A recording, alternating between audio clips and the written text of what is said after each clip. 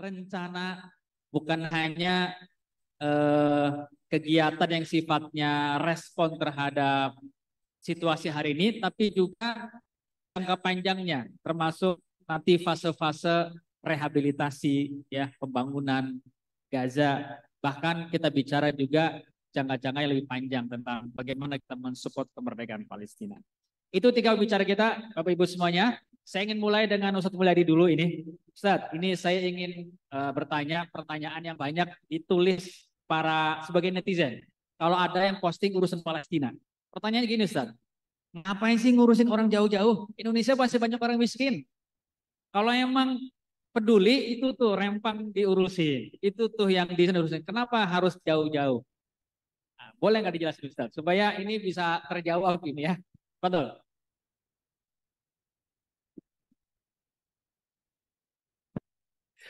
Cek, Bismillah, Assalamualaikum warahmatullahi wabarakatuh. Sebelum saya jawab, ini Ustadz Faturi, siang hari gini agak berat. Saya dapat ilmu dari guru saya. Jangan bicara di depan orang lapar. Jadi wajah saya seperti ayam goreng, tahu goreng, tempe goreng. Makanya panitia ngasih makan ya. Tapi ternyata pengalaman membuktikan lebih berat di depan orang yang baru makan siang. Jadi makin lama makin hilang. Ya, kalau gitu supaya tidak ngantuk kita takbir dulu. Allahu Akbar. Nah, baik, Alhamdulillah. Yang saya hormati Ustadz Badrul Rosyidin, Bang Agus, Ustadz Agus Budianto, Bang Faisal, juga para pimpinan NGO, Ustadz Masri, dan pimpinan-pimpinan lembaga zakat yang hadir secara online maupun offline. Jadi menjawab pertanyaan ini langsung ya, karena waktu kita terbatas. Betul, sering ada pertanyaan yang nyinyir seperti itu. Untuk apa belain Palestina jauh-jauh? Tetangga kita juga banyak yang susah, itu juga orang perlu dibantu. Yang nyinyir seperti itu ternyata ngebantu tetangga enggak, Palestina enggak gitu ya. Jadi itu nyinyir aja ya. Tapi setidaknya kalau boleh saya uraikan ada 6 alasan. Ini jadi buat kita semua ya. Alhamdulillah saya sudah pernah ke Palestina 3 kali ya, Ustadz Bang Faisal malah ke Gaza, Ustadz Faturi juga. Saya belum bisa masuk Gaza, tapi selama ini alhamdulillah sudah melangkahkan kaki, menginjakkan kaki di Masjidil Aqsa. Mudah-mudahan Ibu hadirin semua satu saat bisa kita sholat di Masjidil Aqsa. Amin. Amin. Insya Allah ini terwujud. Ya, kita harus optimis. Untuk menjawab pertanyaan tadi juga, saya tanya dulu yang hadir ya. Bagi Allah sangat mudah atau tidak memenangkan Palestina? Mudah. Bagi Allah mudah atau tidak membuat Palestina merdeka? Mudah, sangat mudah karena Allah Maha segalanya. Tapi juga jadi pertanyaan, kenapa enggak merdeka sekarang? Kenapa dijajah sudah 75 tahun lebih? Tentu Allah punya rencana yang banyak, termasuk rencana yang banyak dan baik buat kita semua. Agar ada peran kita. Dan kemenangan itu semakin dekat. Buat kita harus yakin. Saya yakin kita setiap hari bertemu dengan matahari pagi. Matahari muncul dari sebelah timur, tenggelam di sebelah barat. Itu yakin. Nanti akan ada maghrib. Kalau akan ada maghrib, ada ya. Yakin. Betul. Yakin akan ada maghrib. Artinya yakin juga Palestina akan merdeka, kaum muslimin akan menang. Betul? Nah, tinggal apa peran kita? Inilah bagian yang kita lakukan sekarang, bergerak bersama untuk kemerdekaan Palestina ini. Oke, saya menjawab pertanyaan tadi ya. Satu, kenapa kita harus bela Palestina? Ini adalah kiblat pertama kaum muslimin. 18 bulan lamanya Rasulullah SAW menghadap kiblat ke Masjidil Aqsa di Palestina. Baru kemudian setelah turun ayat Al-Quran, fawali wajhaka syatral masjidil haram, hadapkan wajahmu ke Masjidil Haram, barulah berubah kiblat ke Haram. 18 bulan lamanya dalam satu riwayat. Artinya kita membela Masjidil Aqsa yang ada di Palestina, kita membela kiblat kita yang pertama. Satu. Yang kedua, kita bercita-cita semua sekali lagi mudah-mudahan bisa menginjakkan di Palestina. menginjakan kaki di Masjidil Aqsa. Karena Rasulullah SAW juga bersabda, la tasyudu rihal ila bisalasati masajid. Tidaklah engkau bersungguh-sungguh mempersiapkan diri, mempersiapkan bekal, mempersiapkan mental, mempersiapkan keuangan kita, finansial kita, illa bisalasati masajid, kecuali untuk berangkat ke 3 masjid. Masjidil Haram ada di Mekah, wa masjidi hada, kata Rasul, dan masjidku ini di Palestina, wa masjidil Aqsa, dan Masjid Aqsa, Masjidil hada, masjidku ini Rasulullah menyebutkan di Madinah, wa masjidil Aqsa, dan Masjid Aqsa di Palestina. Termasuk yang kita cita-citakan. Kalau di Masjidil Haram 100.000, di Masjid Nabawi 1.000, di Masjidil Aqsa nisfahu, kata Rasul, setengahnya, berarti dapat 500 pahala kebaikan di tempat masjid lain. Maka kita cita-cita datang ke sana, dan Rasul menganjurkan untuk kita datang berkunjung ke sana. Nah, sementara ketika masih dalam penguasaan mereka, kita nggak bisa bebas untuk datang beribadah sebagaimana kita berangkat ke Masjidil Haram atau Masjidil Aqsa. 3. Kenapa harus bela Masjidil Aqsa? Yang ketiga, persaudaraan dalam Islam ini tidak mengenal batas dan teritorial. Jauh ribuan kilometer, bermil-mil jaraknya Indonesia ke Palestina, tapi kita disatukan dengan mereka lewat hati kita. Betul? Saudara kita. Itulah yang Rasul gambarkan, al-mu'min wal mu'min kal jasadil wahid idza taskamin sa'ir sadi bisahri wal huma. Seorang mukmin yang satu dan yang lain itu seperti satu tubuh. Kalau satu tubuh yang sakit, maka tubuh yang lain akan merasakan dengan tidak bisa tidur, dengan pusing, dengan badan panas dingin. Itu kata Rasulullah. Artinya, kalau saudara kita di Palestina merasa sakit, ya bahkan sekarang muncul istilah genosida, ya, selain hanya penjajahan tapi ingin penghapusan orang Palestina di sana, maka itu sesuatu yang menyakitkan bagi kita. Keberapa? Halo? Keberapa? Ini dampak dari makan siang, ya. Ya sudahlah, berikutnya. Ketiga, keempat, ini beda-beda lagi, ya. Keempat sekarang. Yang keempat, Palestina ini adalah negeri yang diberkahi. Ya, Ustadz Fatul sudah pernah ke sana. Saya ke sana benar-benar ketika masuk ke area Masjidil Aqsa itu persis seperti yang digambarkan oleh Allah di dalam Quran surat Al-Isra ayat pertama. Subhanalladzi asra bi abdihi lailam minal masjidil haram illal masjidil aqsa barakna haula. Negeri yang diberkahi. Enak, nyaman, sejuk di situ. Ini tanah umat Islam. Nah, sekali lagi kemerdekaan akan kita raih dan sejarah akan menceritakan. Ya, bagaimana sejarah ini, konflik ini bukan hanya sekedar konflik negara, bukan hanya sekedar perebutan wilayah, tapi adalah akidah dan agama kita. Keempat, kelima, kita sebagai orang Indonesia punya hutang. Ya, kemerdekaan Indonesia itu orang yang pertama mengakui kemerdekaan Indonesia adalah Palestina. Ya, saya Muhammad Amin Al-Husain. Beliau seorang fatwa dari Palestina. Dia bawa informasi ini ke Jazirah Arab. Kemudian diumumkan ke negara-negara Arab. Bahkan dia siaran di radio Jerman. Diumumkan bahwa Indonesia sudah merdeka. Lalu kemudian Mesir, negara Presiden Mesir waktu itu yang mengakui kemerdekaan Indonesia yang pertama setelah diumumkan, diakui oleh seorang mufti dari Palestina ini. Indonesia punya utang besar mestinya. Kalau ada negara yang terjajah, maka Palestina hari ini masih terjajah. Bahkan Palestina itu, kalau kita itu nanti Bang Faisal menyampaikan, ya, kalau saya sebutkan seperti penjara terbesar di dunia. Kalau ada penjara, saya lahir di Sukamiskin, tahu Sukamiskin? Tahu ya? Di Bandung, tapi bukan lahir di penjara. Bukan. Penjara Sukamiskin itu dekat dengan rumah saya. Dulu anak rekturnya itu, pimpinan lapas Sukamiskin itu teman sekolah. Jadi saya sering masuk. Bukan sebagai penjara, bukan. Tapi masuk, saya ikut sholat. 2013 itu menjadi penjara tipikor, tindak korupsi. Ya, kami dari Darut Tauhid pernah kerjasama pendidikan untuk para pidana, program pemberantasan buta huruf dan sebagainya. Melihat yang di penjara itu, dia nggak bisa kemana-mana kecuali daerah situ. Betul? Ini ada penjara terbesar yang isinya 2.500.000 orang kurang lebih. Yaitu penduduk Gaza yang nggak bisa keluar. Pendidikan dibatasi, pangan dibatasi, sandang dibatasi, sangat sulit. Tapi kita bisa belajar bagaimana ketangguhan mereka. Ini sebuah pelajaran yang luar biasa. Terakhir, Palestina ini adalah Ardul Anbiya. Dia negeri para nabi. Nabi Ibrahim sampai sekarang ada di Palestina. Dia Syari Ibrahim Khalil, Syari Al-Khalil.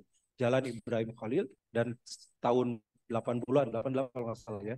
Dikuasai juga itu oleh Israel. Sehingga masjid, setengah masjid itu dipakai untuk ibadah mereka. Setengahnya masih masjid Nabi Ibrahim. Yang di situ ada makam Nabi Ibrahim. Maka kalau kita bicara Palestina, nggak lepas dari area Al-Dur Anbiya ini, berarti wilayah Jordan, kemudian Palestina sampai ke Mesir. Di situ banyak sekali peninggalan para nabi. Karena dari Abul Anbiya, bapak para nabi, Nabi Ibrahim, kemudian melahirkan Nabi Ishak, Nabi Yakub ke bawahnya, itulah yang kemudian berkembang menjadi istilah dengan Yahudi. Nah, sampai hari ini, ya, mereka yang sejarahnya itu panjang ya, kita bisa baca dan tidak cukup tentunya dengan waktu yang terbatas. Tapi bagaimana mereka melakukan penjajahan ini adalah sesuatu yang melanggar aturan secara internasional.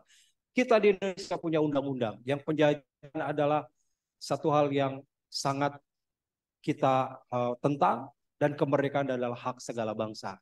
Oleh karena itu, itulah diantaranya kenapa kita harus bela Palestina. Mudah-mudahan itu menguatkan buat kita. Masya Allah biasa. Jadi ada berapa pasnya Bu? Ada 6. Ya. Mengapa kita perlu bela Palestina? Saya tambahin satu boleh Ustaz?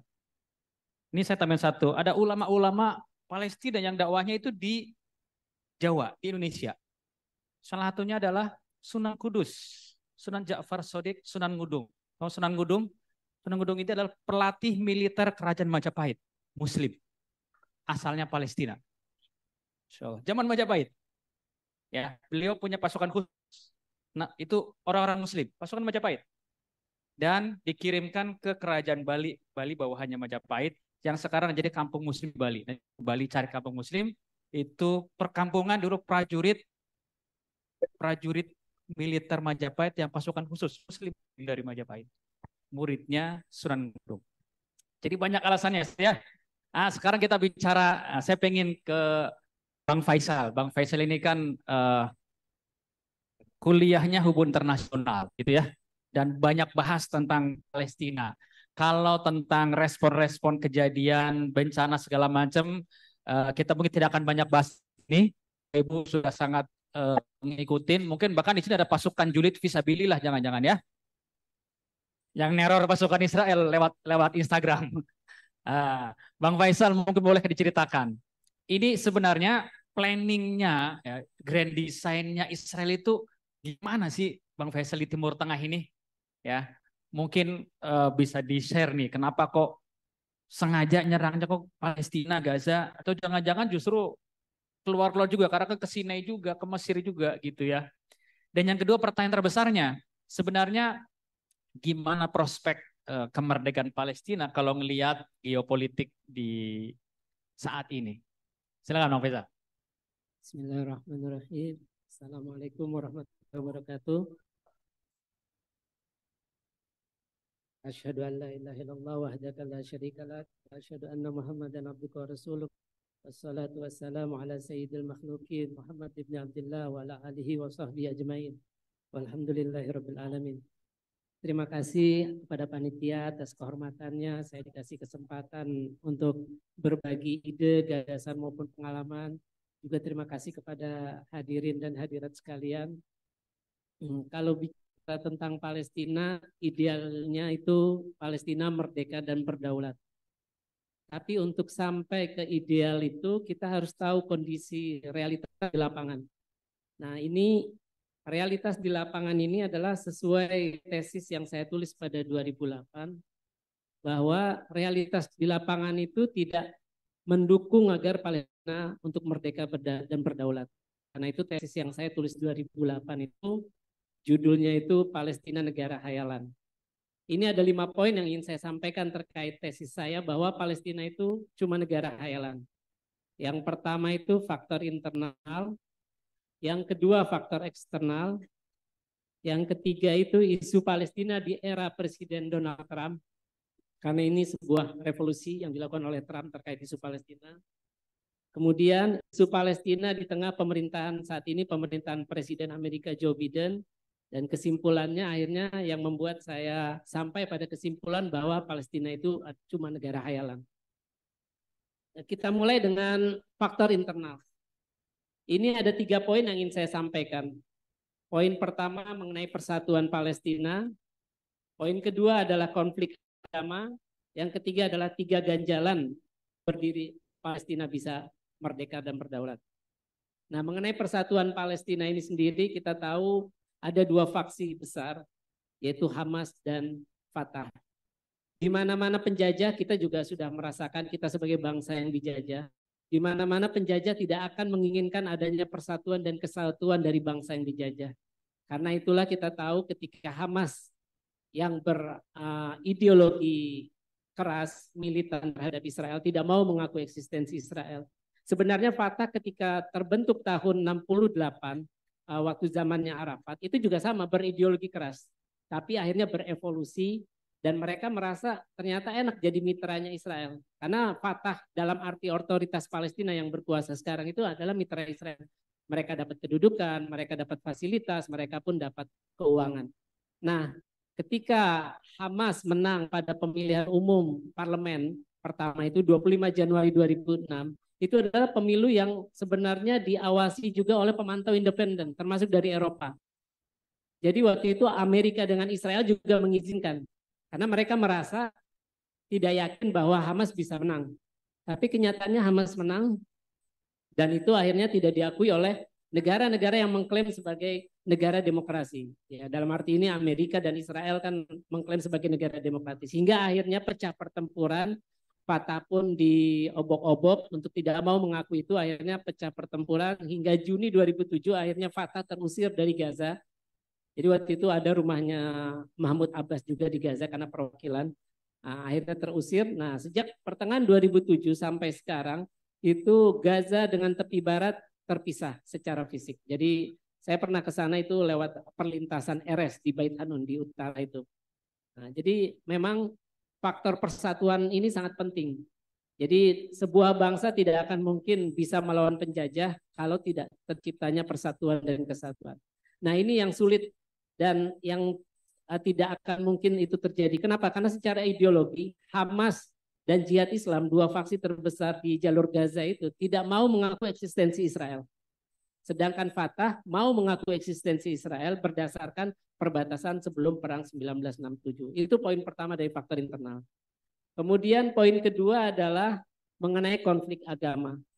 Jadi konflik, saya tidak pernah menyebut konflik, menurut saya itu narasi yang salah. Jadi penjajahan Israel atas Palestina itu adalah penjajahan atas nama agama. Karena kita tahu ketika Pak Israel mendeklarasikan, ketika gerakan Zionisme dengan menyatakan bahwa imigran, ini kan Israel ini negara imigran, bahwa orang-orang imigran dari Eropa, terutama kebanyakan dari pecahan Uni Soviet, itu dikampanyekan, dipropagandakan untuk datang ke Palestina karena dengan propaganda agama yaitu tanah dijanjikan Tuhan. Itu satu. Kemudian juga di situ ada Yerusalem, terutama Yerusalem Timur, kota tua di Yerusalem Timur, di situ ada Al-Aqsa. Nah, Israel mengklaim bahwa sebelum ada Al-Aqsa itu ada kuil Yahudi. Jadi udah 2 kali dihancurkan zaman Romawi dan Yunani kalau tidak salah. Nah, mereka ingin mendirikan kuil ketiga dengan menghancurkan Al-Aqsa. Itu tujuannya. Makanya konflik ini, penjajahan ini sulit berakhir karena di sini ada atas nama agama, termasuk juga umat Islam ini menjaga Al-Aqsa agar jangan sampai roboh atau dilenyapkan oleh Israel. Itu kewajiban bukan hanya untuk orang Palestina, tapi kewajiban umat Islam seluruh dunia. Seperti kata Pak Ustadz tadi, ini kiblat pertama kita umat Islam, terus tempat Nabi melaksanakan Isra dan kemudian Mi'raj ke Sidratul Muntaha. Nah, jangan lupa kenapa posisi Al-Aqsa ini penting baik bagi Israel maupun Palestina. Kita tahu di sini ada pride, ada gengsi secara agama dan juga sumber ekonomi yang besar. Di tesis saya itu kita tahu Arab Saudi memiliki Mekah dan Madinah, itu ada kewajiban agama untuk ke sana, baik haji ataupun umroh. Jadi nggak perlu tiap tahun nyebar promosi, potongan, karena orang pasti akan ke sana. Itu untuk satu agama saja. Itu kalau tidak salah target 2030 itu Arab Saudi menargetkan 30 juta pengunjung wisatawan religius ke Mekah dan Madinah itu pada 2030. Sekarang itu baru sekitar belasan juta, 15 juta. Itu baru satu agama. Apalagi Yerusalem yang kota suci bagi 3 agama. Kita tahu di situ ada gereja makam Yesus, kemudian juga Israel sejak 1967 setelah perang 6 hari menguasai Yerusalem Timur itu, mereka itu membuat Dar al-Buraq. Sebenarnya dinding tempat Nabi mengikat buraq itu dijadikan sebagai tembok ratapan. Jadi seolah-olah tempat suci mereka. Jadi hanya satu agama dua tempat suci untuk satu agama dikuasai Saudi aja, Saudi sudah akan merasakan istilah sumber ekonomi pendapat negara yang tidak akan yang ya sampai hari kiamat nggak akan habis. Apalagi ini kota suci 3 agama. Nah, ketika saya menulis tesis itu 2008 itu tiap tahun itu yang datang berkunjung ke Yerusalem itu sekitar 2,4 juta orang. Bisa dibayangkan. Itu keadaan yang sekarang bisa kapanpun konflik terjadi, bisa ada penikaman ataupun perseteruan antara Israel dengan Palestina, apalagi kalau kondisi damai. Selain posisi penting di dalam dunia Islam, Kristen maupun Yahudi kalau menguasai Yerusalem. Seperti kita tahu Saudi sekarang posisinya penting karena salah satunya itu mereka menguasai Mekah dan Madinah. Nah, kemudian poin ketiga dari faktor internal, ini ada 3 ganjalan isu besar. Sebenarnya banyak persoalan Palestina.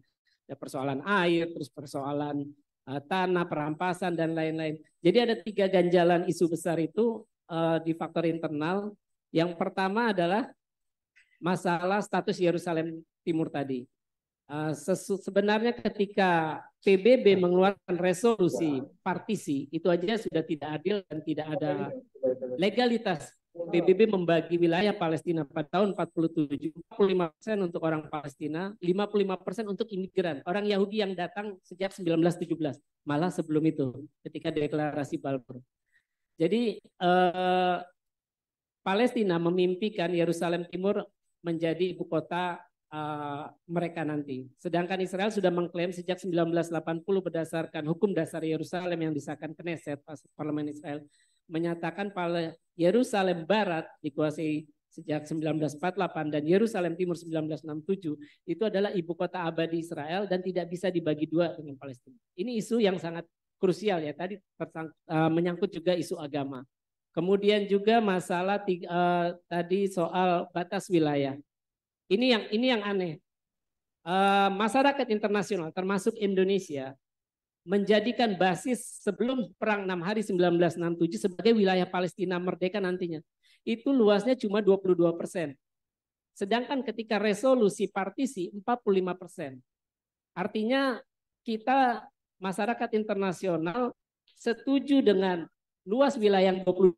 Itu pun berkurang dengan kita tahu ada tembok pemisah seperti tembok Berlin. Banyak orang mungkin belum tahu atau lupa. Di tepi barat itu ada pembangunan tembok pemisah dari 2002, panjangnya sekitar 750 km. Itu mengambil 10% wilayah Palestina. Artinya kalau kita masyarakat internasional termasuk pemerintah Indonesia menerima basis wilayah Palestina nanti sesuai solusi 2 negara itu sebelum 1967 luasnya cuma 12%. Ini kan hal aneh. Harusnya kalau kita mau kita ambil basisnya resolusi partisi itu tahun 1947 bukan sebelum perang 6 hari 1967. Kemudian isu ketiga adalah pemulangan pengungsi Palestina. Itu jumlahnya menurut UNRWA, Badan PBB yang mengurusi pengungsi Palestina itu sudah hampir 6 juta. Saya pernah di Libanon itu ketemu orang-orang Palestina yang masih nyimpan kunci rumahnya ketika peristiwa Nakbah. Bapaknya atau kakeknya, mereka masih megang kuncinya walaupun udah karatan. Artinya mereka tidak pernah lupa, mereka dulu adalah pemilik sah dari wilayah yang sekarang menjadi namanya wilayah Israel.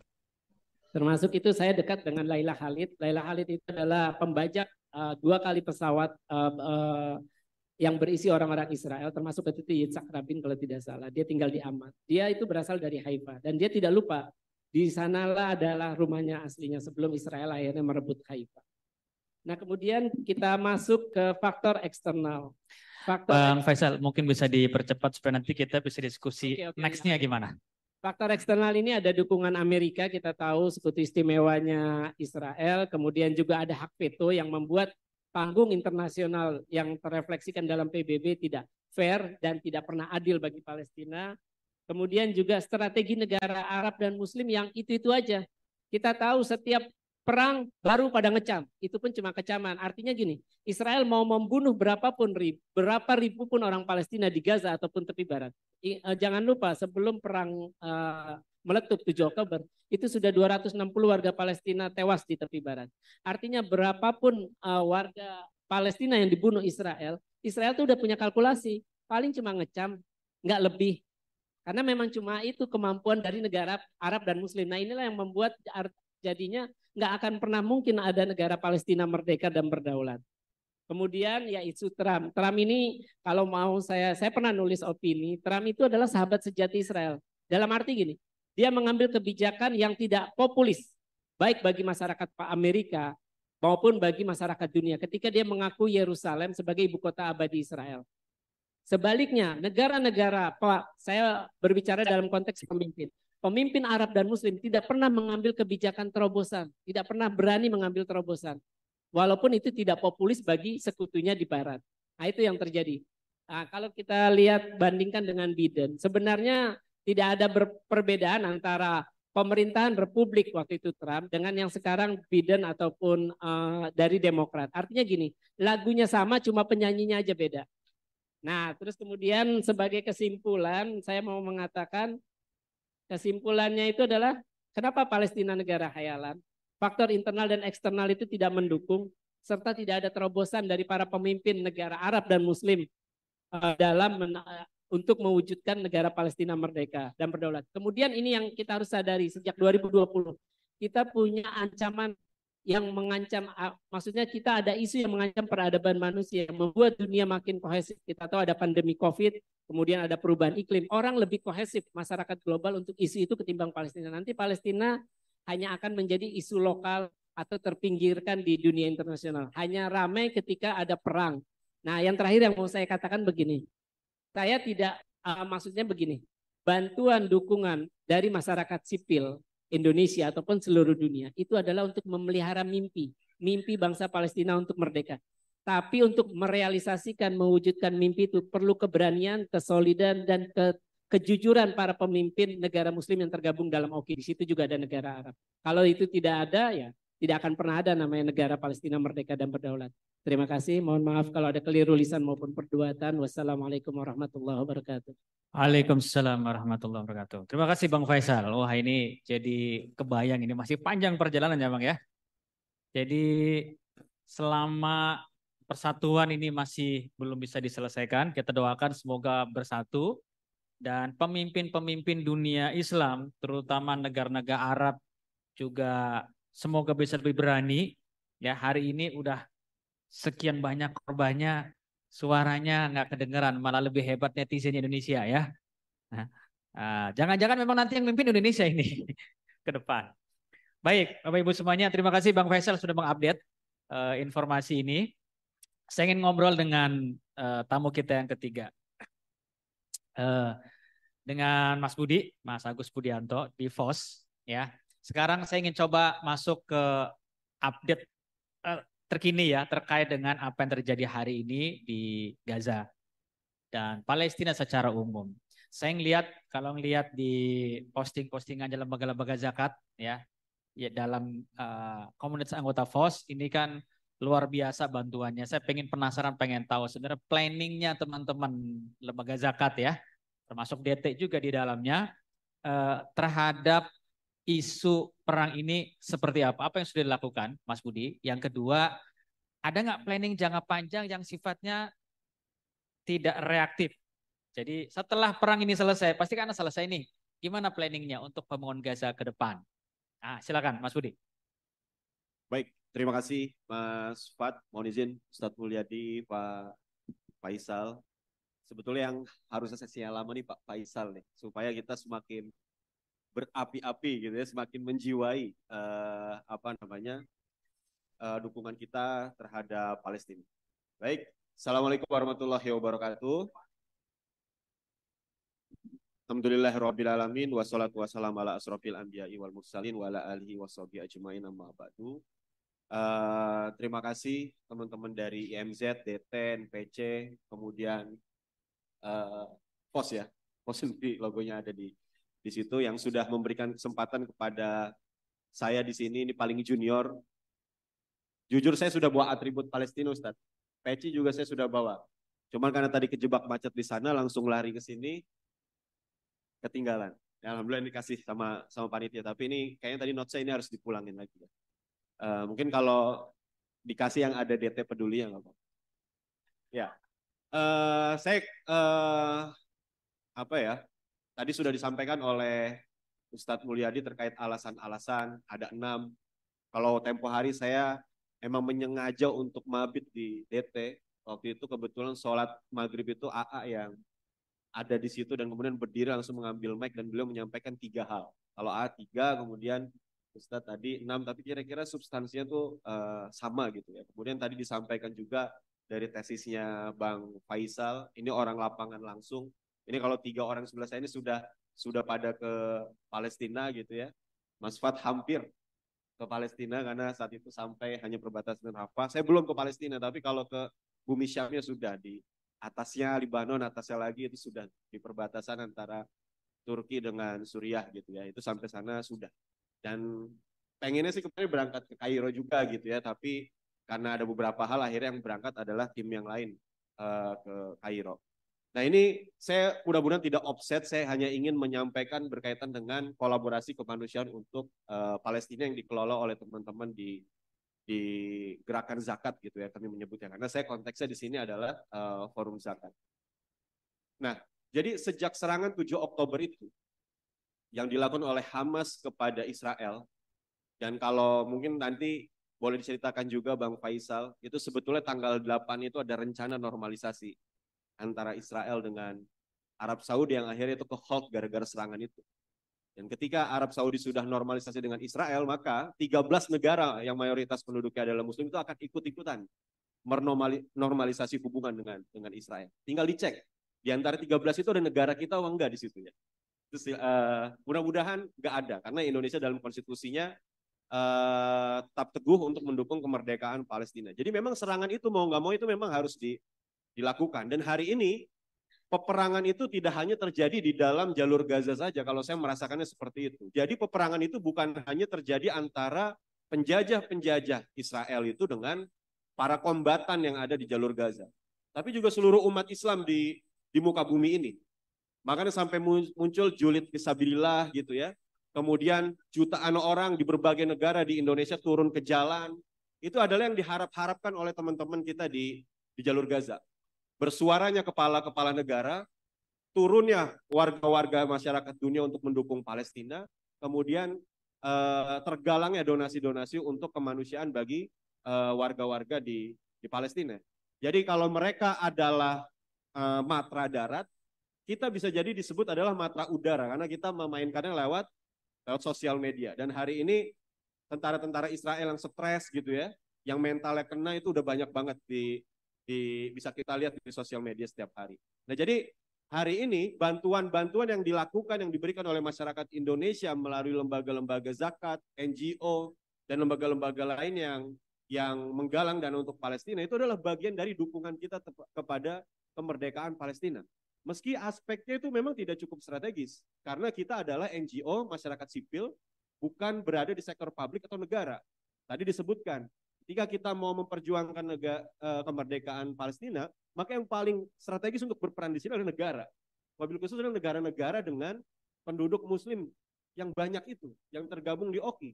Pertemuan OKI terakhir pun resolusinya tidak cukup bagus, karena usulan untuk mengembargo Israel untuk suplai minyaknya itu ditolak oleh beberapa negara suppliernya kan. Jadi emang dimensi ini sangat banyak sekali gitu ya. Tidak hanya soal ideologi, tapi mereka mempertimbangkan ekonomi, keselamatan warga, dan segala macamnya. Dan hal yang kedua adalah, selama United Nations atau PBB strukturnya masih sama sampai hari ini, maka saya hakul yakin nggak pernah akan tegak keadilan di muka bumi ini. Karena usulan-usulan terkait dengan yang produktif terhadap Palestina, itu pasti akan selalu diveto oleh 5 negara wabil khusus negara sponsor utamanya Israel. Jadi memang harus ada negara-negara yang kemudian bersatu, yang kemudian melakukan resolusi di dunia ini gitu ya. Di PBB hari ini kita memiliki wadah tersebut. Nah, sebagai lembaga kemanusiaan, Bapak Ibu sekalian, hari ini kita sudah melakukan banyak hal gitu ya. Saya boleh next, Mas? Next lagi. Next lagi.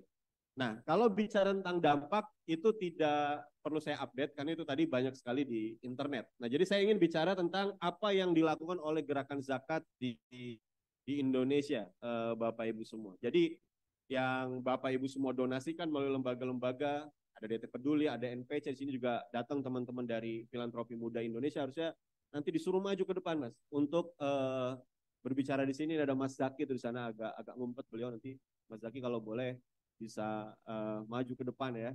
Ini beliau ini siap banget untuk ke Gaza ini. Ya udah bikin surat wasiat gitu kalau nggak salah. Ya.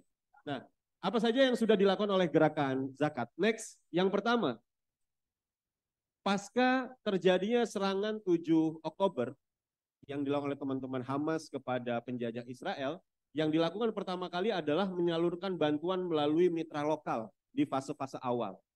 Jadi kita ketahui kayak DT, apalagi NPC yang ada Bang Odim di sana pada saat itu tuh sudah banyak sekali melakukan program-program kemanusiaan. Sudah memiliki banyak mitra lokal yang bergerak di Gaza, baik yang berasal dari Turki, berasal dari Mesir, ataupun negara-negara manapun yang dia memiliki wilayah operasi itu di Gaza. Jadi pada saat awal-awal ketika masih bisa transfer uang itu dilakukan, masih bisa ngambil uang di bank dan juga di ATM, yang dilakukan oleh beberapa lembaga zakat anggota kami adalah memberikan bantuan kemanusiaan berupa cash kepada mitra lokal yang ada di sana, kemudian mitra lokal di sana membelanjakan dan menyalurkan bantuannya kepada korban-korban penjajahan Israel yang ada di Palestina, wabil khusus di jalur Gaza. Jadi itu yang pertama. Jadi kalau soal Palestina nih saya info sedikit. Hari ini kan kita menjelang politik, kemudian beberapa waktu yang lalu kita ada kasus-kasus terkait dengan lembaga kemanusiaan, gitu ya. Ada beberapa kasus besar lah. Kemudian stigmasi terhadap terorisme kepada yang menempel pada Hamas itu juga cukup kuat. Waktu itu lembaga-lembaga karena menunggu seperti apa ini kira-kira aman tidak kalau kita buka donasi. Tapi masyarakat Indonesia itu banyak yang direct call, Pak, Bapak Ibu sekalian, ke lembaga-lembaga. Ini gimana kalau mau donasi Palestina itu kemana? Itu dialami oleh beberapa lembaga baik yang besar maupun yang kecil. Jadi kalau udah urusannya Palestina, masyarakat Indonesia tuh nggak perlu diapa-apain, pasti nyari sendiri dia mau donasi kemana. Itu hebatnya kita di Indonesia. Nah, termasuk juga lembaga zakat, meskipun belum buka campaign, dia punya dana-dana kemanusiaan yang bisa langsung ditransfer ke Palestina, ke Gaza, dan akhirnya inilah ada beberapa lembaga zakat yang menyalurkan melalui mitra lokal yang selama ini sudah bekerja sama dengan. Kemudian yang kedua, next. Nah, yang kedua adalah kita cukup intens berkoordinasi dengan Kementerian Luar Negeri Republik Indonesia gitu ya. Ini kebetulan ini rapatnya dengan Pak Wakil Menteri. Setelah ini baru rapat dengan Bu Menteri, tapi yang dengan Bu Menteri tidak ada fotonya. Karena apa? Karena ini adalah penyaluran bantuan ke luar negeri gitu ya. Ke luar negeri, sudah ke luar negeri, ini bukan bencana biasa. Tapi ini lebih jauh daripada bencana, yaitu penjajahan, peperangan gitu ya. Maka kita ingin memastikan bantuan-bantuan yang masuk ke sana itu memiliki tingkat keamanan yang memang bisa dijamin oleh negara. Makanya sejak awal kita intens sekali berkoordinasi. Saya mencatat ada sekitar 4-5 kali kita koordinasi dengan Menteri Luar Negeri. Dan dalam koordinasi itu yang diundang, bukan kita yang meminta hadir, Ustaz, tapi justru Kementerian Luar Negeri yang mengundang kita untuk datang. Kenapa bisa begitu? Karena selama ini lembaga-lembaga zakat, NGO, komunitas-komunitas kemanusiaan, itu kiprahnya itu sudah luar biasa di bencana lokal maupun bencana internasional.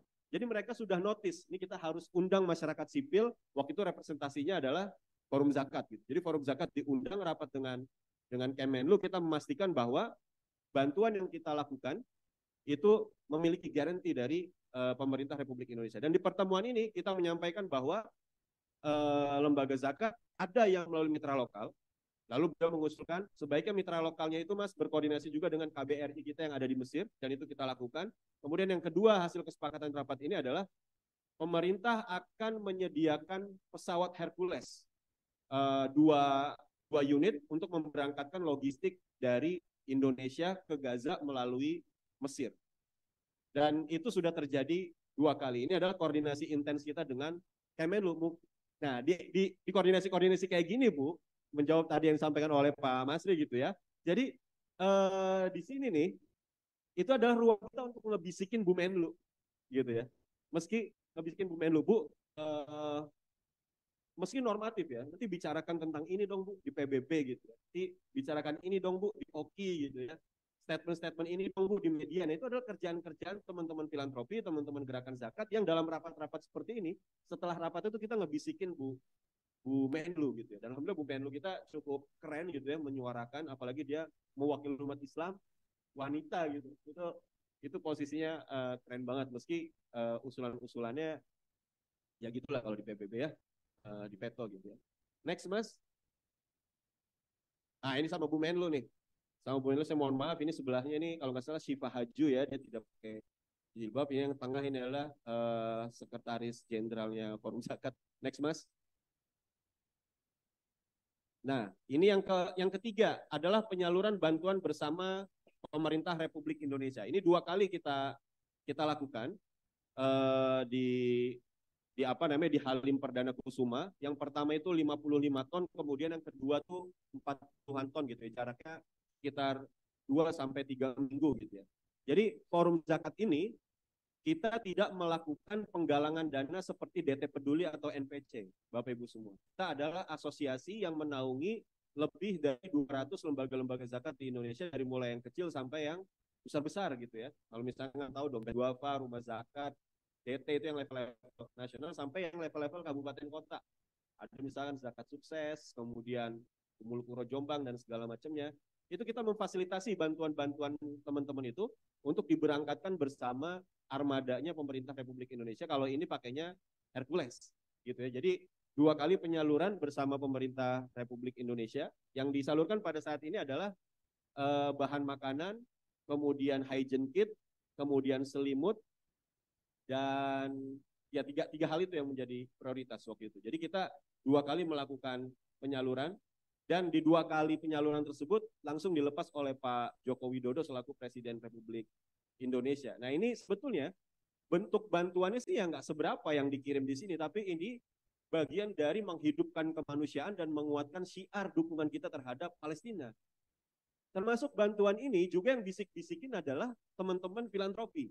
Teman-teman filantropi di diskusi-diskusi bersama Menlu, Pak. Gitu, di Menlu kan yang namanya bantuan dari negara ketika mau ngebantu negara lain yang sedang kena musibah itu kan butuh birokrasi yang banyak gitu ya. Jadi mereka tuh kadang-kadang nggak pede kalau harus menyalurkan bantuan yang cepat karena mereka punya proses birokrasi yang panjang. Akhirnya kita muncul, Pak Bu gini saja, pemerintah sediakan armada, nanti bantuannya dari masyarakat. Sambil nunggu dana dari negara APBN itu bisa cair. Akhirnya jadilah barang ini gitu. Nah ini di dunia internasional ini rame nih. Karena apa? Karena pemerintah Republik Indonesia sangat concern terhadap penjajahan yang terjadi di Palestina. Jadi ini meski bantuannya hanya 55 ton, 40 ton yang disalurkan di sini, tapi ini merupakan simbol syiar yang sangat kuat menurut kami, yang juga membuat di internal masyarakat Indonesia tidak perlu ragu-ragu sama sekali untuk menyuarakan dukungan terhadap Palestina. Karena apa? Karena negara kita, presiden kita pun, Kemenlu kita pun itu juga jor-joran untuk menyuarakan dukungan terhadap Palestina. Ini yang kita lakukan. Kemudian yang keempat, next Mas.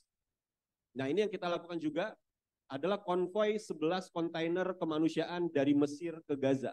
Ini alhamdulillah 11-11-nya sudah masuk ke jalur Gaza lewat Rafah gitu ya. Jadi kontainer ini kita siapkan di Kairo. Jadi kita juga ada sedikit trik-trik gitu Mas. Karena pada saat itu berangkat ke Mesir itu sesuatu, susah banget tuh bisa turun. Tapi kalau kita lewatnya tour and travel, nah itu bisa tuh. Jadi ya kira-kira kita memanfaatkan itu, dan hari ini kita ada tim yang stay di Kairo gitu ya, dan ini kita memberangkatkan 11 kontainer. Dan ini banyak sekali lembaga-lembaga yang terlibat, tidak hanya anggota FOS, ada anggota Filantropi Muda Indonesia, ada NGO-NGO lain yang juga terlibat di sini. Jadi ini konvoy 11 kontainer dan ini garansi juga dari KBRI kita yang ada di Kairo karena koordinasinya intens juga dengan mereka di sana. Kemudian yang terakhir, yang kelima yang dilakukan, next Mas, adalah mendirikan hub office di Kairo dan berkoordinasi dengan KBRI di Kairo. Jadi hari ini kita di Kairo ada semacam posko bersama yang menjadi hub bagi lembaga-lembaga yang mau menyalurkan langsung ke Gaza melalui Mesir. Itu standby di sana ada Mas Arief, ada Mas Kaimuddin, dan ada teman-teman kita yang lainnya dari Nurul Hayat, dari Muhammadiyah. Dan ini selalu koordinasi dengan KBRI. Ini foto yang di sebelah kanan ini sedang koordinasi dengan dubes kita di sana. Jadi kita hari ini sudah ada representatif di sana, Mas. Tinggal mudah-mudahan ketika ada kesempatan masuk ke Gaza langsung berangkat gitu ya, langsung masuk ke situ. Dan inilah teman-teman kita yang mengawal bantuan di sana gitu ya. Nah, terakhir tadi pertanyaan what next-nya apa? Yang pertama ini adalah mandat dari CEO Forum kemarin dari Ketua Umum kita Bambang Suherman. Yang pertama adalah terus kampanyekan fakta tentang Palestina dan ajak masyarakat berdonasi untuk membantu Palestina setidaknya sampai 1 tahun ke depan. Karena perkiraan ini akan sangat panjang gitu ya. Mungkin dalam 1 tahun ke depan ini masih akan terus berdinamika di sana. Jadi buat ibu-ibu gitu ya, marilah tetap berisik gitu menyuarakan Palestina gitu. Jadi julid-julid kita keluarin ke sini, makanya saya senang banget dengan gerakan julid fisabilillah gitu ya. Jadi ada pembenaran terhadap aktivitas julid gitu ya. Apa namanya? Jadi tetaplah berisik gitu ya untuk bisa menyuarakan dukungan terhadap Palestina. Kemudian yang kedua, sejauh ini di internal kami Pak Mas Fat gitu ya, kita masih fokus pada fase darurat untuk mengirimkan bantuan-bantuan yang sifatnya darurat, apalagi ini mau musim dingin Desember ini, kita perlu kirimkan winter gitu ya, paket winter. Tapi selimut yang dikirim tuh jangan selimut puskesmas Indonesia gitu, yang warnanya belang-belang hijau, belang-belang biru gitu ya. Tapi di sana tuh kalau dingin itu menusuk luar biasa. Jadi yang dikirim itu ya selimut yang kira-kira kompatibel untuk dipakai di sana gitu ya. Jadi sejauh ini kita masih fokus di fase darurat, Mas. Gitu, bagaimana kita bisa mengirimkan bantuan masuk ke dalam sana. Kemudian yang ketiga terkait dengan rencana bantuan di recovery gitu ya. Ini masih dalam tahap diskusi, wait and see gitu ya. Meski muncul wacana untuk bisa membangun kembali rumah-rumah mereka. Karena kan rumah banyak yang hancur dan pasti itu butuh duit untuk bisa membangun kembali rumah-rumah gitu ada di jalur Gaza khususnya gitu ya. Nah ini selain itu juga kita terus berdiplomasi Mas supaya bantuan bisa masuk, kemudian atau mungkin relawan juga bisa masuk ke sana. Karena kita kan memahami ya, jangan sampai teman-teman kita yang ada di Gaza itu keluar. Karena kalau keluar itu ya habis. Kan itu cita-citanya kan. Maka untuk bisa nge-halt itu sangat bagus ketika tenaga-tenaga kemanusiaan itu masuk. Sehingga ada tameng baru bagi penjajah Israel ketika dia menyerang Gaza. Karena di situ ada dokter, tenaga relawan, ada media yang harusnya lebih dia perhitungkan. Karena itu dilindungi oleh kesepakatan kemanusiaan global gitu ya. Nah itu hari ini diplomasi kita di ruang itu, dan mudah-mudahan ini sebagai pertanggungjawaban juga kepada Bapak Ibu sekalian bahwa dana yang dititipkan insya Allah nyampe-nya tuh benar, tepat sasaran, dan ada aspek-aspek diplomasinya juga. Demikian Mas Fat. Assalamualaikum warahmatullahi wabarakatuh. Waalaikumsalam warahmatullahi wabarakatuh. Baik, terima kasih Mas Budi sudah sekaligus melaporkan ini forum donatur juga ini ya. Banyak donatur di sini nih. Dan relawan-relawan juga di sebelah kanan ada banyak aktivis kemanusiaan yang juga bergabung dengan FOS di dalam proses pengiriman bantuan yang lalu. Nah, waktu kita kayaknya sampai adzan asar ya, panitia. Sampai asar ya. Jadi 15 menit ke depan nih. Saya ingin kutip beberapa catatan saya tadi ya, dari Ustadz Muladi sudah menyampaikan alasan kenapa kita perlu membela Palestina. Ya. Dan kemudian tadi PR jangka panjangnya ternyata cukup banyak yang disampaikan oleh Mas Faisal tadi, bahwa ada banyak yang harus diberesin dulu di internal Palestina, bagaimana menyatukan faksi-faksi yang juga hari ini berbeda-beda, ya.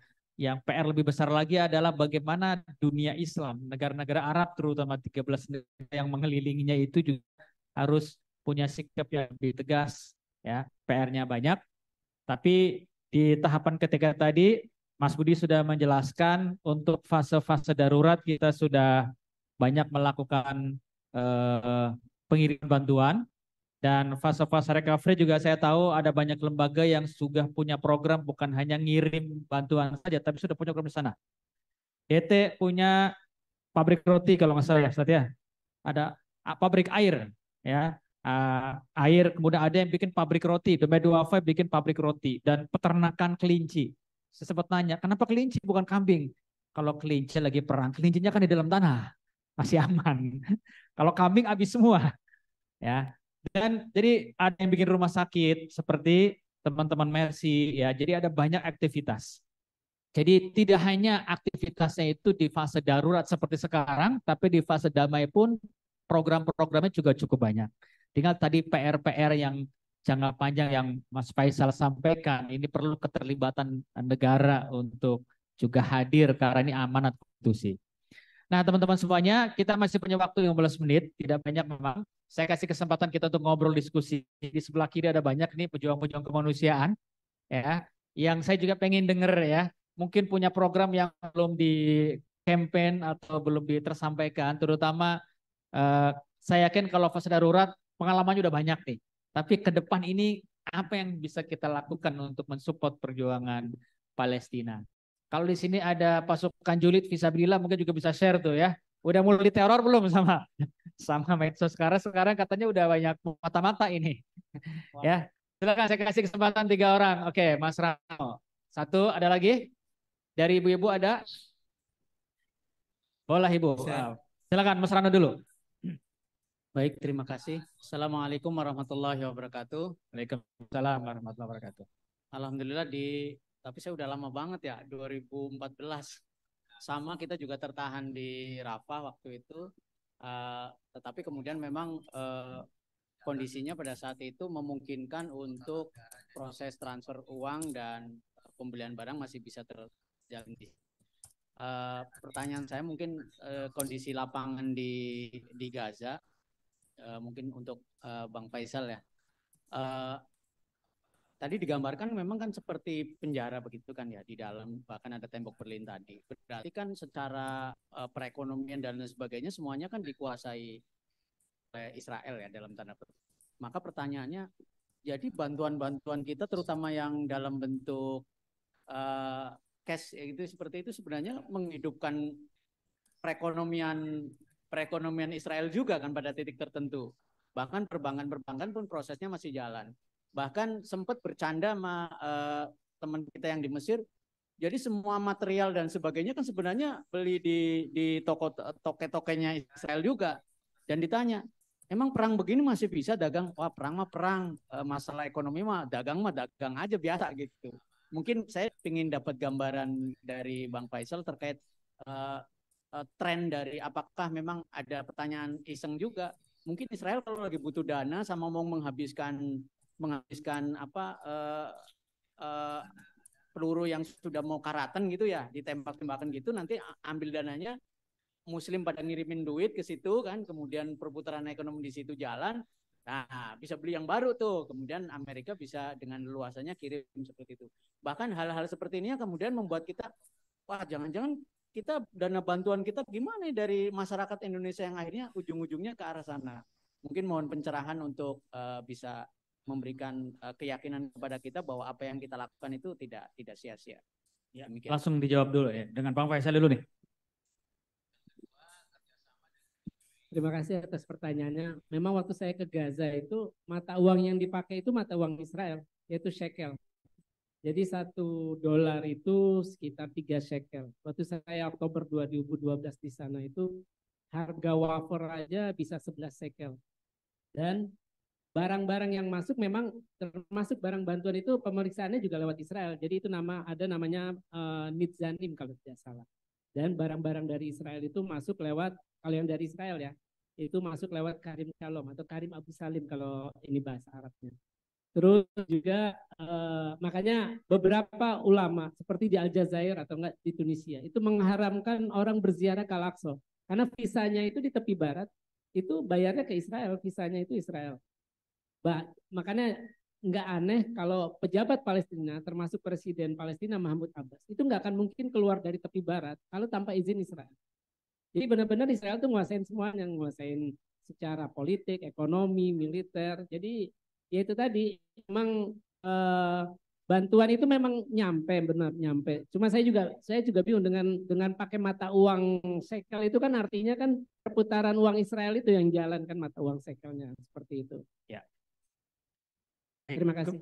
Nah, saya nanya Mas Budin ini yang tadi kan kirim bantuan cash gitu ya. Gimana tuh? Ngirim di sana itu ngambilnya mata uang Israel, betul? Iya, gitu ya. Terus mereka belanjanya ke siapa? Masih pada buka. Oke. Awal-awal toko-toko masih. Toko ini yang punya orang Israel juga? Itu apa namanya? Saya nggak bisa memastikan ya. Oke. Tapi ya kira-kira teman-teman kita di sana juga ada yang punya toko gitu. Iya. Ya kalau kondisinya seperti itu fakta lapangan. Iya. Oh ya, saya sedikit tambahkan. Memang di sana itu banyak pengusaha-pengusaha kaya Gaza. Mereka itu izin impornya dari Israel. Jadi nggak mungkin nggak lewat Israel. Artinya Israel juga mendapat keuntungan ekonomi dari masuknya apa istilahnya hidupnya kegiatan ekonomi di jalur Gaza. Seperti itu. Iya. Baik. Jadi luar biasa ya. Penjajahannya kompleks juga ini masalahnya. Tapi kan kita juga nggak mungkin ya. Kalau itu jangan bantu Palestina, nggak usah bantu Palestina deh, orang lewat Israel juga. Gitu. Baik, terima kasih Mas Rano atas pertanyaannya. Ibu tadi ya silakan Ibu. Karena ada yang di Zoom Bu, nanti nggak kedengeran. Ada yang di sana. Maaf ya, Assalamualaikum warahmatullahi wabarakatuh. Gemeter saya. Waalaikumsalam. Saya Nyonya Dr. Nuzul Adri, Kostrat, Korban Timur Timur. Ingin menyampaikan bagaimana caranya selain kita membantu makanan, pakaian, dan lain-lain, gimana kalau kita selipkan di situ senjata atau tentara selain medis? Itu aja. Assalamualaikum warahmatullahi wabarakatuh. Waalaikumsalam warahmatullahi wabarakatuh. Luar biasa nih semangatnya. Saya mau nangkep ke Bang Faisal ini. Mungkin nggak itu Bang?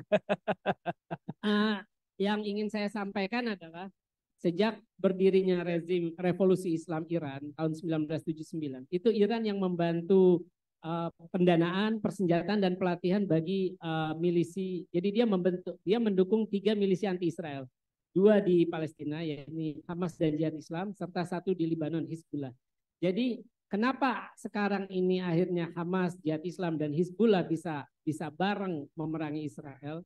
Ya karena ada bantuan pelatihan, bantuan dana, bantuan persenjataan kepada mereka. Artinya begini, ketika negara-negara lain hanya membantu ketika rumah sudah rata dengan tanah, anak jadi yatim, istri jadi janda, suami jadi duda, itu negara lain hanya membantu dalam bidang itu. Tapi Iran yang saya lihat dan saya dapat pengakuan sendiri dari Mahmud Zahar, itu pemimpin senior, itu teman baik saya, pemimpin senior Hamas di Gaza, saya ke rumahnya. Terus juga dari namanya Ahmad Yusuf, itu penasehatnya Ismail Haniyah, Khalid Misal juga itu. Jadi memang bantuan Iran itulah yang membuat akhirnya pejuang Palestina punya martabat, punya harga diri, bisa tegak melawan. Kalau misalkan tidak ada bantuan jangka panjang yang dilakukan selama ini oleh Iran, mungkin ya kita hanya melihat ya tidak ada perlawanan. Istilahnya kalau anak sekarang itu dibully, diam aja, diam. Tapi karena ada bantuan pelatihan maupun persenjataan dari Iran, itulah yang membuat pejuang Palestina punya martabat dan harga diri bisa melawan seperti sekarang ini. Terima kasih. Baik. Jadi tetap ada juga yang bisa bantu secara ini ya untuk persenjataan ya.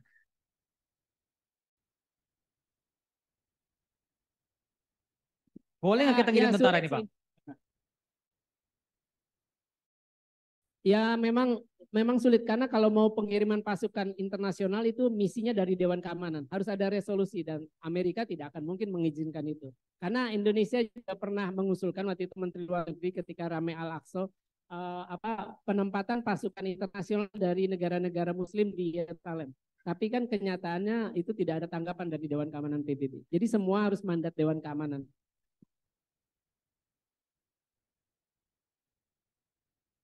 Ya, ya itu tadi karena memang ada keterbatasan tadi. Ini kan masalah juga hubungan wilayah ya, wilayah kedaulatan semacam itu. Jadi tidak bisa sembarangan semuanya harus lewat proses PBB. Kecuali memang pengen ada perang salib lagi seperti itu. Terima kasih.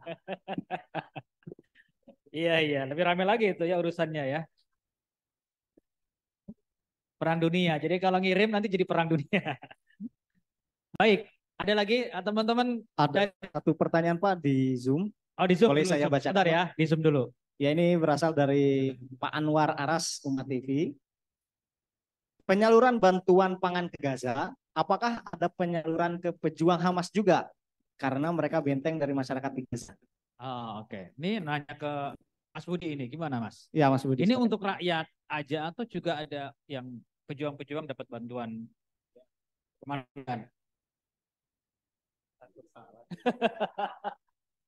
Ini kudu hati-hati jawabnya nih Mas. Ada rekamannya soalnya. Di belakang kita ini 200 lembaga itu masalahnya, Mas. Iya, iya. Ya, jadi kalau kita balik lagi karena kita mendudukan pos itu di sektor sosial gitu ya. Jadi kami fokus pada korban-korbannya. Ini jawabannya normatif, tapi emang gitu. Kita fokus pada korban-korbannya yang menjadi yang menderita lah akibat serangan-serangan yang dilakukan oleh penjajah Israel gitu ya. Jadi kita fokus pada mereka. Jadi kita tidak memetakan mana Hamas, mana Jihad Islam, mana Fatah yang ada di sana. Kita tidak melihat itu. Bahkan mana yang agamanya Kristen, mana yang Muslim, itu kita tidak memetakan ke situ karena kita fokus pada kemanusiaannya, yaitu korbannya. Karena saya mendudukan posisi Forum Zakat adalah sebagai sektor sosial, sektor ketiga gitu ya, yang kita fokus pada nilai-nilai kemanusiaan, dan yang kita garap di sana adalah korban, siapapun itu gitu ya. Jadi kami tidak sampai kemudian memetakan bantuan ini harus ke Hamas, harus kemana gitu, itu tidak sampai. Mudah-mudahan saja begitu nyampe dalam, teman-teman kita misalkan di pasukan-pasukan Hamas juga bisa mengakses bantuan tersebut. Koordinasi kita tidak sampai ke sana. Itu jawabannya, kita fokus pada korban-korban di sana, anak-anak, ibu-ibu, bapak-bapak, baik yang dari Islam, dari Kristen, maupun dari faksi manapun yang menjadi korban, mudah-mudahan bisa mendapatkan bantuan. Ya, clear. Jadi ini posisinya sebagai bantuan kemanusiaan ya teman-teman di Forum Zakat, dan tidak masuk ke isu-isu lain, isu politik ataupun isu militernya. Baik, semoga terjawab nih teman-teman dari Umat TV tadi ya bertanya ya. Sekarang sudah jam, bentar lagi azan. Terakhir pertanyaan dari Mbak, silakan.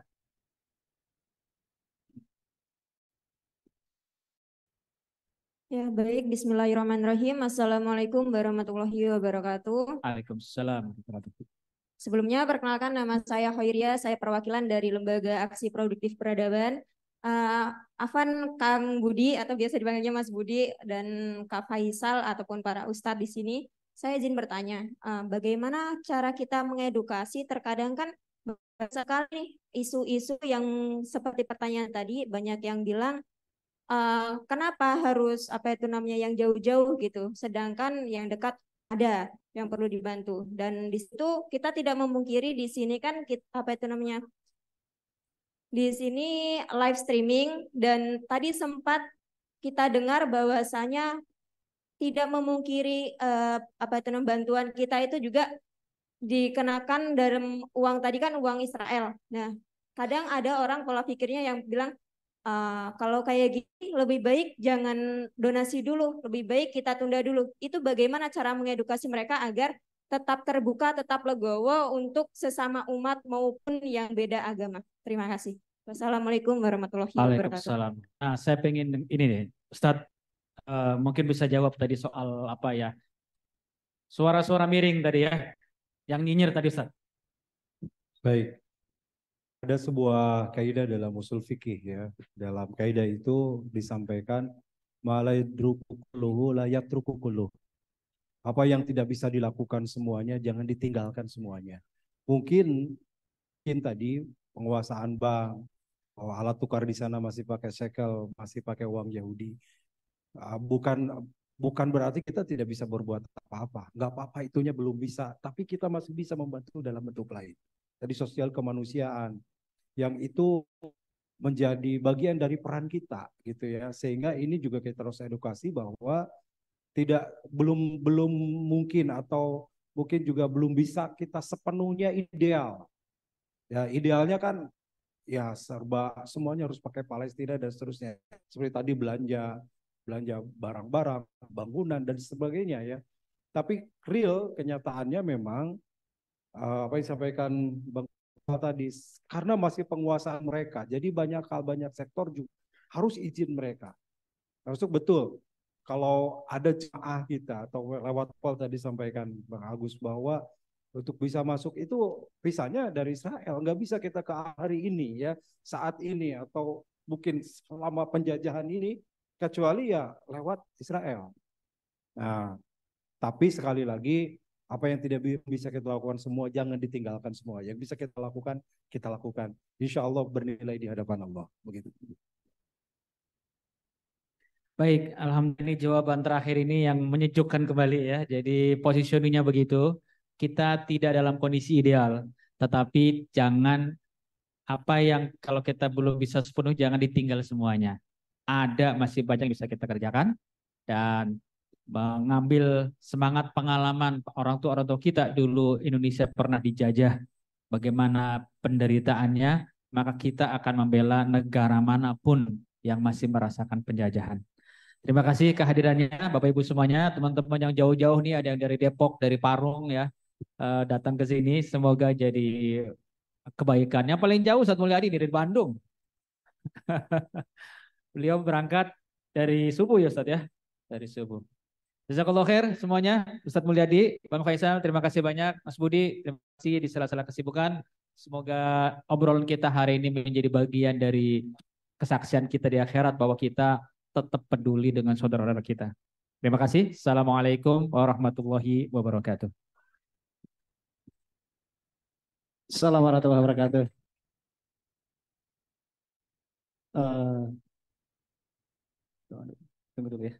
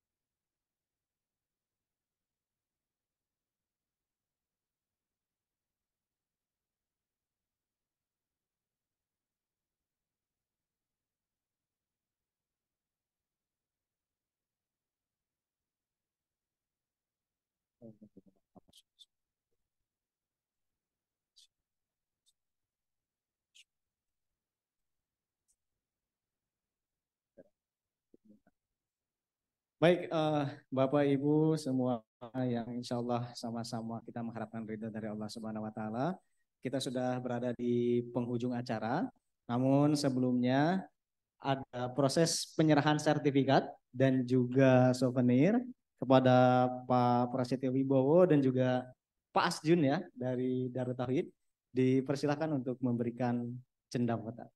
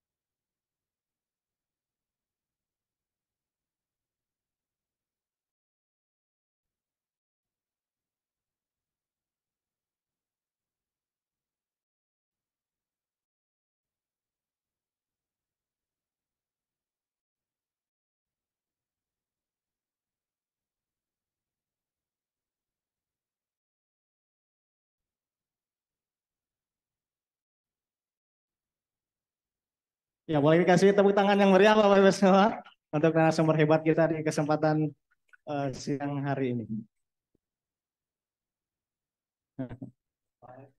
Baik, syukran jazakallah khairan katsira kepada Bapak Ibu semuanya yang telah berkenan hadir juga. Nanti kita akan ada proses foto bersama ya. Kenapa? Semuanya? Baik, sebelumnya tapi kita akan baca doa terlebih dahulu karena ini acara belum selesai. Kita minta kesediaan Ustadz Mulyadi mungkin Ustadz untuk melantunkan doa di sore hari ini. Terima kasih. Alhamdulillah acara kita berjalan dengan lancar dan semoga jadi amal soleh buat kita semua yang hadir secara offline maupun online. Al-hadini wa kulliyatin soleh al-fatihah.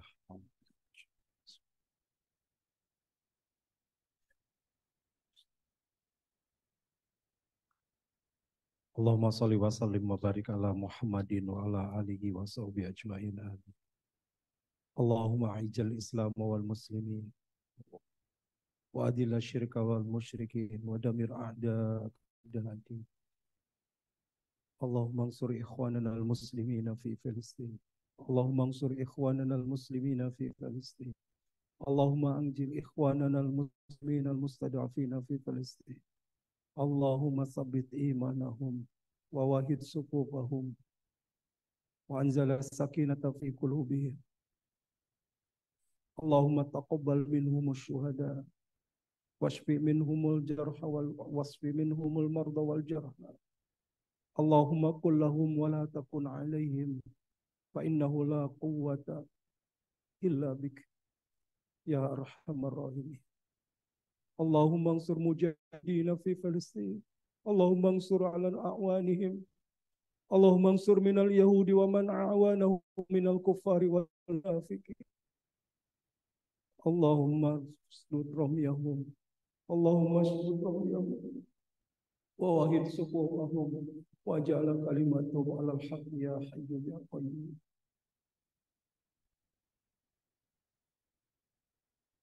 Allahumma طهر المسجد الأقصى من اليهود الحاقدين.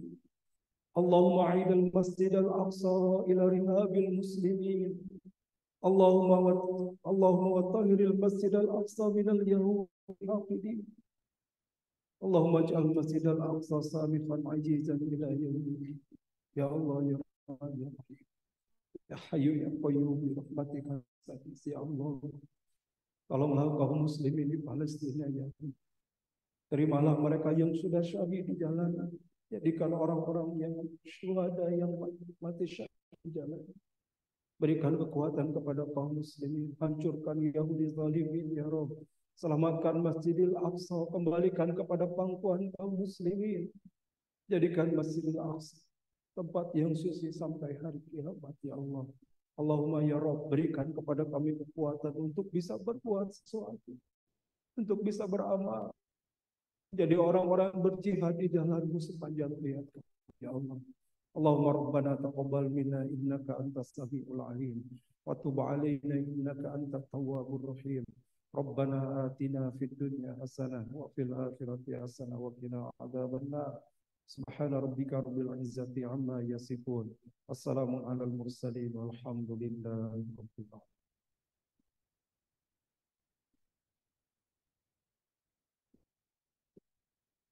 Ya, syukran jazakallahu khairan katsira Ustadz yang telah membacakan doanya. Maka dengan tadi ditutup dengan doa berakhir sudah juga acara kita di siang hari ini. Semoga apa yang telah kita laksanakan tentu mendapatkan hikmah dan juga pelajaran. Mari Bapak Ibu kita akhiri dulu agenda kita di siang menjelang sore hari ini, sama-sama mengucapkan lafaz hamdalah. Alhamdulillahirabbil alamin. Disempurnakan dengan doa kifaratul majlis. Subhanallah bihamdihi subhanakallahumma wa bihamdika asyhadu an la ilaha illa anta astaghfiruka wa atubu ilaik. Dari saya cukup sekian, kurang lebihnya mohon maaf. Wabillahi taufiq wal hidayah wa ridha wa inayah. Assalamualaikum warahmatullahi wabarakatuh.